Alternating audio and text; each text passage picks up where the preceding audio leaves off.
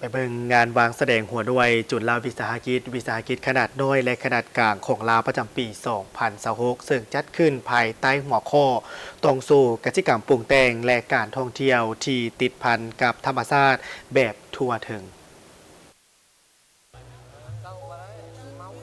การจัดงานในครั้งนี้เพื่อเป็นการเต้าโฮมหัวหน่วยจุลวิสาหกิจขนาดน้อยและกลางจากนครหลวงบรรดาแขวงในทั่วประเทศและจากต่างประเทศคือสาธารณรัฐสังคมนิยมเวียดนามสาธารณรัฐประชาชนจีนและราชอาณาจักรไทย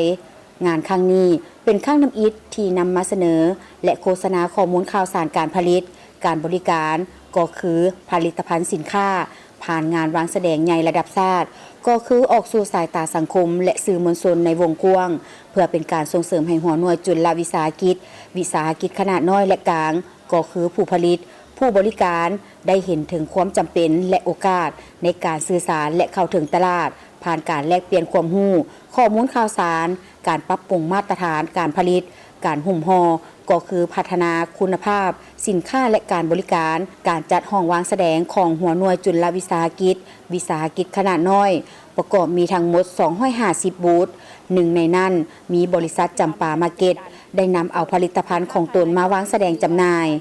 ท่านนางพันลณีคำผุยผู้อำนวยการบริษัทจำปามาร์เก็ตทั้งเป็นรองประธานสมาคมนักธุรกิจหนุ่มแห่งชาติลาวได้ให้สัมภาษณ์ต่อทีมข่าวโทรภาพแห่งชาติลาวว่า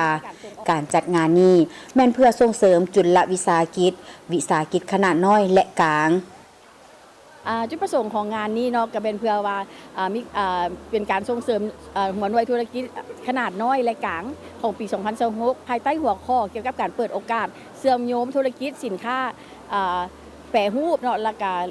การท่องเที่ยวฉะนั้นข้าพเจ้าคิดว่าทางบริษัทของพวกเราเนาะจำปามาร์เก็ตและก็จำปานูสราเทรดดิ้งมีความยินดีและกันในการร่วมงานในครั้งนี้เพื่อส่งเสริมการเกษตรกรรมอยู่ในบ้านเฮาให้เข้มแข็งและก็เฮ็ดให้พวกเฮาได้มีการเชิงท่องเที่ยวอนุรักษ์ธรรมชาติ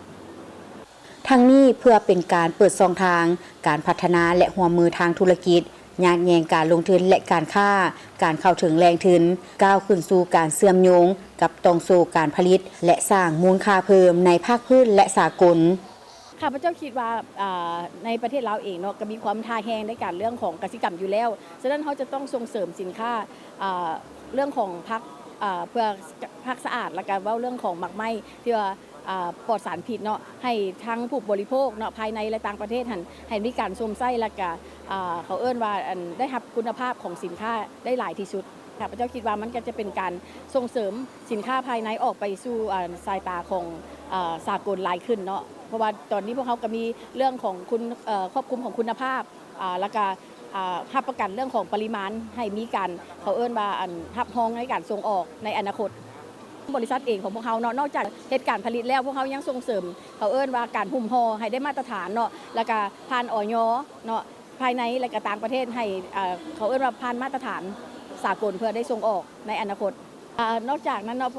บริษัทพวกเขาอีกในแผนกหนึ่งเนาะก็คือว่าเรื่องของการนำเข้าสินค้าภายในต่างประเทศเนาะพวกเขาเองก็ได้นำเข้าสินค้าจากประเทศอินโดนีเซียเนาะในการจำหน่ายอยู่ในให้คนลาวได้รู้จักกับผลิตภัณฑ์ของอินโดนีเซียหลายขึ้นเนาะบ่ว่าจะรสชาติบ่ว่าจะด้านทางวัฒนธรรมพวกเขาก็มีการแลกเปลี่ยนและก็การส่งเสริมเรียนรู้ในการเขาเอิ้นว่าตั้งแต่เริ่มการผลิตเริ่มแต่การหุ้มห่อเริ่มการแต่การเหตุการณ์ตลาดหรือว่าได้จำหน่ายหรือว่าส่งออกสำหรับบริษัทจำปามาร์เก็ตและจำปานุสันทราเทรดดิ้ง